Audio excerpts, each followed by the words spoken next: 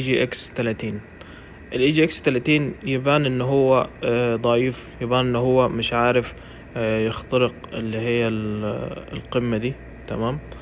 يعني انا شايف كل ده عبارة عن لعب وتلاعب وايهام الناس وايهام الافراد المتداولين ان لا، السوق ضعيف، السوق هينزل، والسوق كاني، والسوق مش عارف ايه. لكن انا احب اكد ان القاعدة اهو، القاع اللي هو عمله هنا ده مش هيتكسر خلاص. القاع ده اساسي معانا ومفيش كسر ليه. ليه؟ لان انا هنا شايف هو صعد لينا ب5 موجات واضحين يعني. فهو حاليا بيلعب ان هو ايه، عايز ينزل يصحح. طب انزل يا عم صحح، ماشي.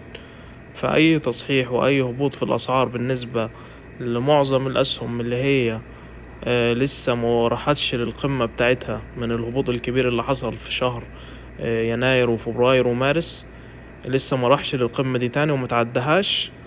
فده يعتبر ان شاء الله هبوط للشراء في كل الاسهم. وحاليا اغلب الاسهم بتجمع. تمام. يعني لو افترضنا كده هم 5 موجات واضحين جدا. السوق بقى ايه، عمال يعمل لك ان هو مش عارف يعدي الاماكن دي، مش عارف ايه، وشغال يبين لك ان في ضعف. لكن هو السوق ما فيش فيه اي ضعف.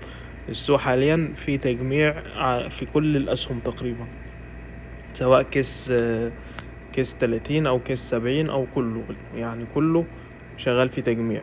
فالسوق حاليا يعني بيستهبل علينا، مش عارف، عامل نفسه مش عارف يعدي المقاومة دي. ماشي، مفيش مشكلة. عايز تنزل تصحح انزل صحح، يعني هتبقى فرص للشراء اهو. يعني عندك الارقام دي، يعني في الكتير خالص هينزل لك هنا عند 50% فيبوناتشي، عند 61.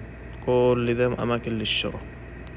هذا هو. ومش كل الاسهم هتنزل، في اسهم هتكمل صعود زي ما انتم شايفين. اصلا الكام يوم دول اللي فاتت في اسهم خدت صعود، وفي اسهم خلصت تصحيح. فاصلا المؤشر مش هينزل النزول القوي ده اذا نزل اصلا يعني. يعني انا ممكن برضو اخلص تصحيح اساسا كل الموجة وهيبدأ يصحح بس الموجة الصغيرة دي، ويطلع بعد كده يخترق اللي هو 31. فكل شيء وارد. انا شايف حاليا اي هبوط هيكون للشراء والتجميع. وبعد كده مفيش بيع او مفيش تريدات عكسية، ان انت السهم يطلع معاك 5% ولا 10% تروح بيعه وتقول هشتري بعد كده في سعر ارخص. بعد كده مفيش بيع خالص غير بعد ما نعدي القمة دي اهو.